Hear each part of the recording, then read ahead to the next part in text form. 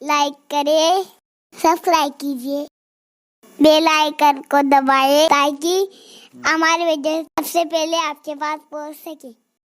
پیارے آقا صلی اللہ علیہ وآلہ وسلم کے پیارے دیوانوں، اب تک ہماری عوام کے اندر میں نے اکثر جب لوگوں سے گفتگو کی یا لوگوں کے درمیان بیٹھا تو مجھے یہ محسوس ہوا کہ عوام تو عوام، بعض خواص بھی اللہ تبارک و تعالیٰ سے ڈرتے ہیں، لیکن ڈرنا کیسے چاہیے اس سے متعلق معلومات یا معرفت کم نظر آتی ہے۔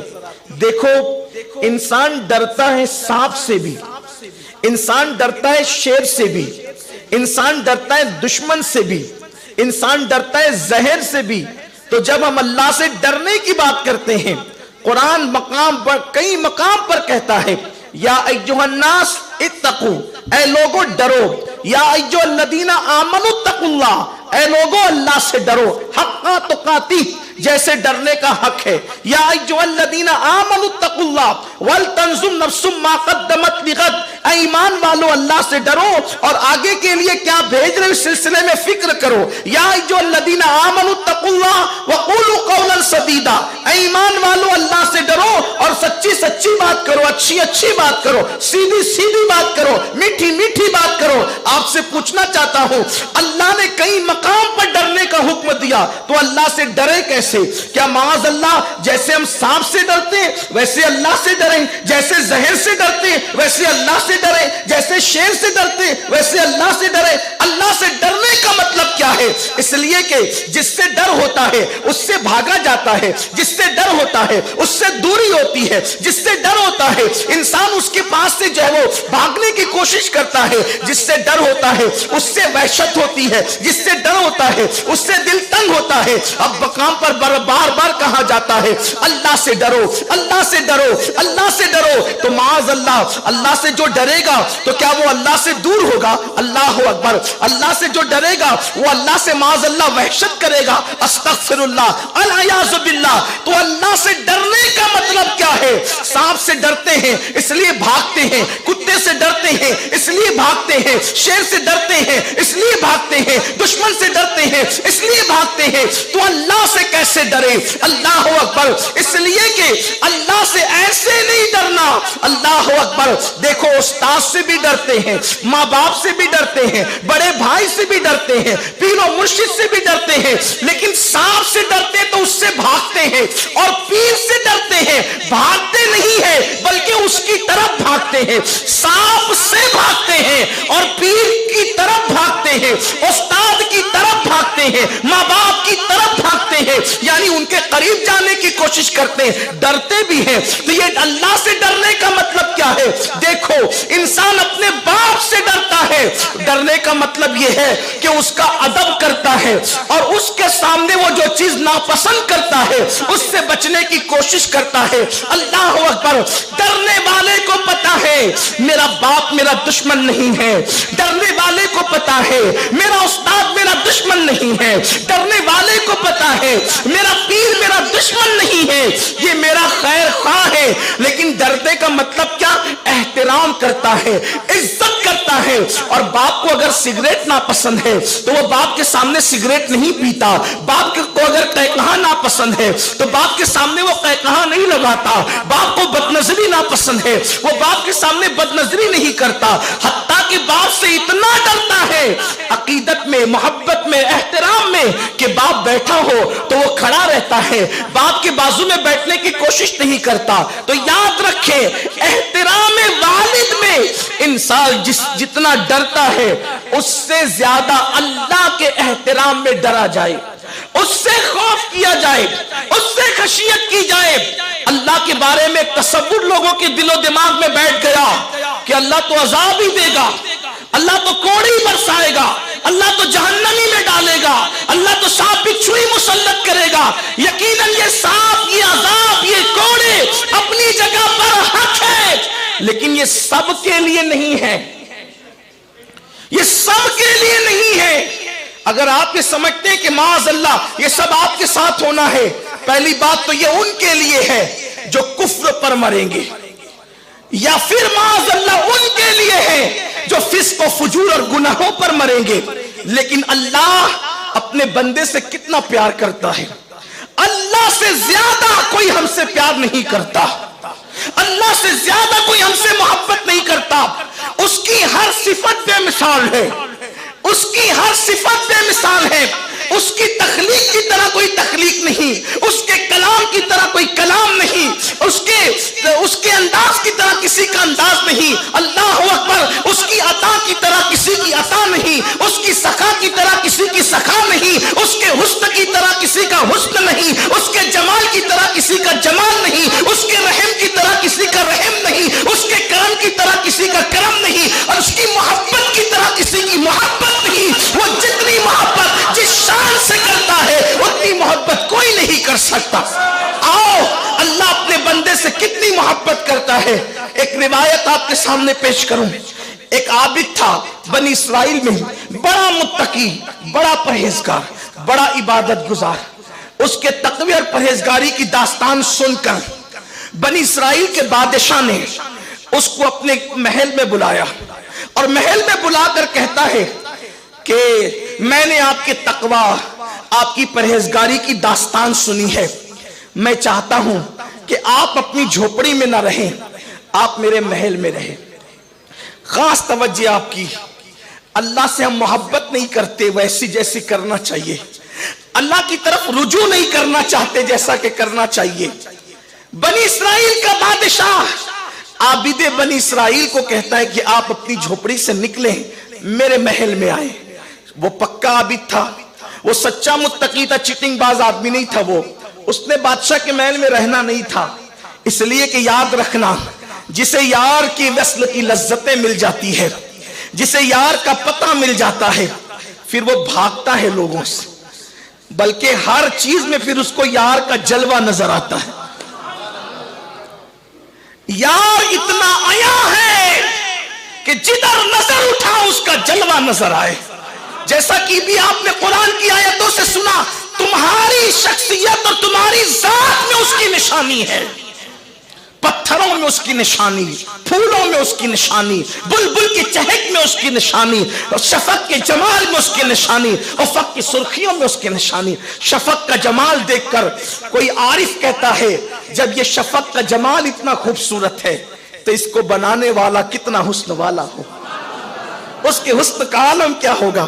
ایک بات مجھے یاد آئی، ہر چیز میں اس کے جلوے کیسے دیکھنے والے دیکھتے ہیں۔ ہمیں تو پاپ کے سوا کچھ نظر ہی نہیں آتا، ہمیں تو جرائم کے سوا کچھ نظر ہی نہیں آتا، ہمیں تو وقت کی بربادی کے سوا کچھ نظر ہی نہیں آتا۔ لیکن آؤ اللہ والوں کی شان کیا ہے۔ تصوف کی دنیا میں بہت خوبصورت نام ہے حضرت علامہ امام فخر الدین رازی کا۔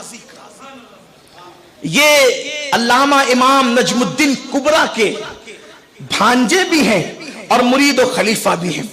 اور یہ نجم الدین کبریٰ کون ہے؟ سرکار غریب نواز جس سے فیض لینے کے لیے ان کی خانقاہ میں 15 دن تک جاتے ہیں، وہ ہے نجم الدین کبریٰ رضی اللہ تعالیٰ۔ بڑی ہستی ہے نجم الدین کبریٰ کی۔ امام فخر الدین رازی صرف 7-8 سال کے تھے۔ اب ظاہر سی بات ہے بھائی اتنا بے مثال ہے، نجم الدین کبریٰ کے غریب نواز جیسے لوگ ان سے فیض لینے آتے ہیں۔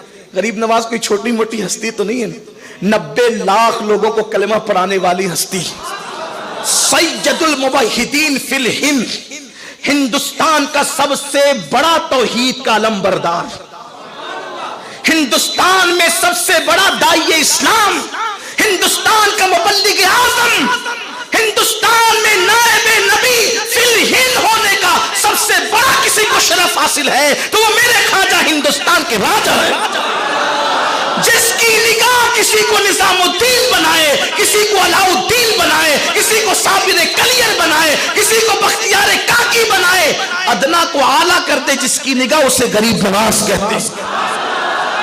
ہندوستان کے کفرستان میں توحید کا نغمہ گونج جائے اسی کو غریب نواز کہتے ہیں۔ اور وہ غریب نواز نجم الدین کبریٰ کے پاس فیض لینے کے لیے تشریف لے جاتے ہیں۔ ان کی بہن سگی اور حقیقی ماں ہے حضرت فخر الدین رازی کی ماں۔ جب ماں ہوتی ہے نا، ماں واقعی ماں ہو، ماں کا مطلب وہ واقعی ماں ہو اس اعتبار سے اس کی تربیت، اس کا دودھ پلانے کا انداز، اس کا سکھانے کا انداز جب بھی اس بے مثال ہوتا ہے تو پھر بچوں میں انقلاب آتا ہے۔ کسی بہت بڑے مفکر نے کہا تھا مرد کا پڑھنا بھی بہت قیمتی ہے، لیکن مرد نے پڑھا تو فرد نے پڑھا، لیکن عورت نے پڑھا تو پورے معاشرے نے پڑھا۔ مرد نمازی بنے تو اکیلے بنے گا، عورت نمازی بنے گی تو پورا گھر نمازی بنے گا۔ اس لیے کہ مرد سجدہ مسجد میں کرتا ہے، عورت سجدہ گھر میں کرتی ہے، اور ماں کو سجدہ کرتے دیکھ کر بچے بھی سجدہ کرتے ہیں۔ اس لیے سنی دعوت اسلامی کی طرف یہ بھی ہے کہ صرف مرد ہی نہ سدھریں بلکہ عورت بھی کنیزان فاطمہ بنے، عورت بھی کنیزان زینب بنے، عورت بھی کنیزان خدیجۃ الکبریٰ بنے، اور عورتیں بھی کنیزان ماں عائشہ صدیقہ بنے۔ یہ سنی دعوت اسلامی کی طرف ہے۔ بہنوں سے بھی کہا جاتا ہے ماں واقعی ماں بنو، یعنی اپنی اولاد کی صحیح تربیت کرو۔ فلمیں دیکھ کر دودھ نہ پلاؤ، سیریل دیکھ کر دودھ نہ پلاؤ، آوارگی کر کے دودھ نہ پلاؤ، گناہ کر کے دودھ نہ پلاؤ، اس لیے کہ بچے کے کردار پہ ماں کا اثر پڑتا ہے۔ اللہ اکبر۔ فخر الدین رازی کی ماں اپنے بیٹے کی پرورش کر رہی ہے، صرف 6-7 سال کی عمر ہے یا 8 سال کی عمر، اسی عمر میں اللہ کا عرفان نصیب ہو گیا امام فخر الدین رازی کو۔ فخر الدین رازی کون ہے؟ علماء اچھی طرح جانتے ہیں، صاحب تفسیر کبیر، تفسیر کبیر کے مصنف، تصوف سے ہم آہنگ جتنی عظیم تفسیر امام رازی کی ہے اتنی کسی مفسر کی نہیں گزری نگاہوں سے، ایسا صوفیہ کہتے ہیں۔ یہ ہے امام رازی، 7-8 سال کی 6 سال کی عمر ہے، اللہ کا عرفان مل گیا، عارف بن گئے۔ اب ان کا حال یہ ہوا پھولوں کو دیکھتے تو دیکھتے ہی رہتے، تکتے رہتے، درختوں کو دیکھتے تو دیکھتے ہی رہتے، تکتے رہتے، چھوٹی سی عمر میں عالم تحجر میں چلے جاتے۔ قاری صاحب یہی بتانا چاہ رہے تھے ہمیں کہ جدھر دیکھو اس کی نشانیاں ہیں، لیکن چونکہ وہ بہت عالمانہ وقار کے ساتھ سمجھا رہے تھے اور آپ بہت خوبصورت انداز میں سمجھتے تھے، اس لیے کہ ان کے سمجھانے کا انداز ایسا ہے کہ ان کی آدھی سے زیادہ عمر بچوں کو پڑھانے میں گزر گئی۔ جو بچوں کو پڑھا لے جائے تو پھر وہ بڑوں کو کیوں نہیں پڑھا سکتا؟ یہ تو ہم لوگوں کو ہی پڑھاتے ہیں، ہاں ہم ان کے پاس پڑھتے بھی ہیں، اور ایک چیز تو ایسی پڑھائی ہے کہ جو کوئی نہیں پڑھا سکتا۔ یہ ان کے میرے درمیان راز ہے۔